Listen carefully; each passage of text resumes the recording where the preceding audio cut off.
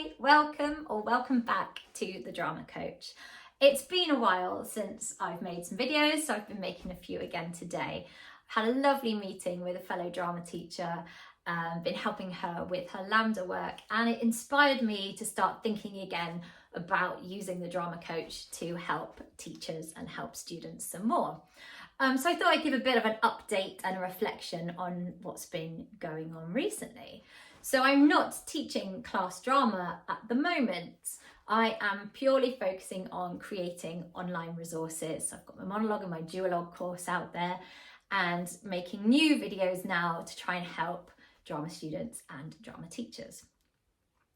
So last week, this is quite lovely because I still get to teach face-to-face.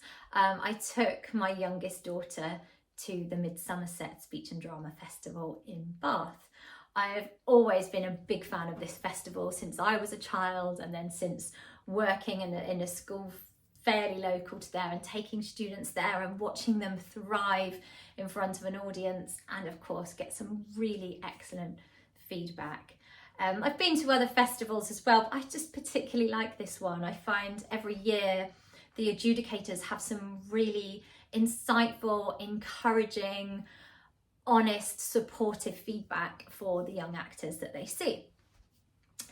So I was a bit dubious about training my own daughter for this because it's a different dynamic, but actually it went really well and she seemed to really enjoy it. She came home very chuffed with her trophy and her certificates and is already planning what she wants to do next year, and she wants to team up with a friend and do a duologue, which in hindsight I think would have been a really nice thing to do for your first festival, to have that backup and that interaction and that mate on stage with you. I think would have really helped her. She was evidently very nervous and shaking, but did the whole piece, did it really well, did everything we talked about, and then got to relax a little bit after. So it got me thinking about the importance of festivals. Why do we do it? Again, sat there for the first time as a mum instead of a drama teacher, or as well as, I suppose, got me thinking, why am I doing this to her? Why does she want to do this to herself? Have I done the right thing here?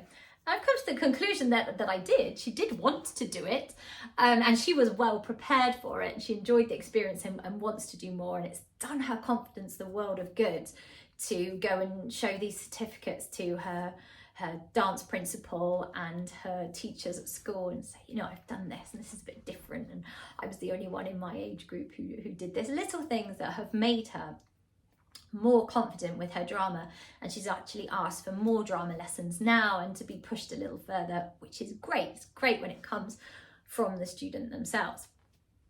So I came to the realisation that it is very good for students, which is what I thought in the first place, but again I was looking at it from a parent's point of view rather than just a teacher's point of view.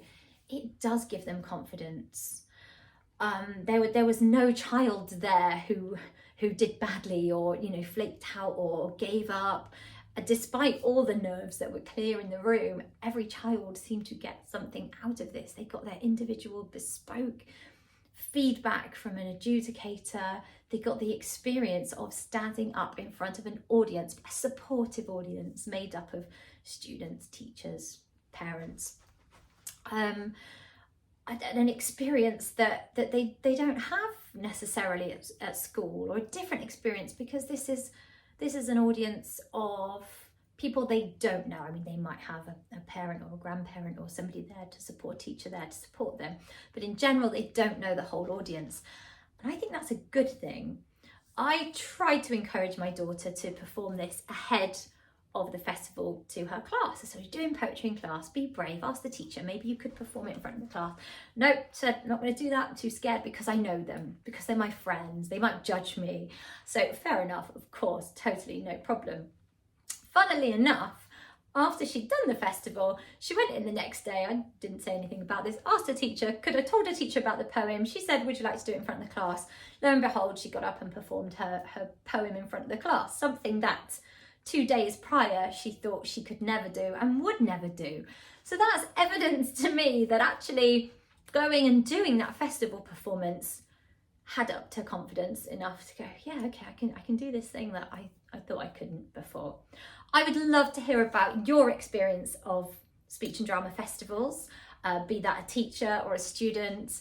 Perhaps you've got a festival coming up and you want some tips for it, or perhaps you want to reflect on your experience, good or bad. I'd love to hear. I really hope they are good and they are positive, and that you have learned or are going to learn something great from attending a festival.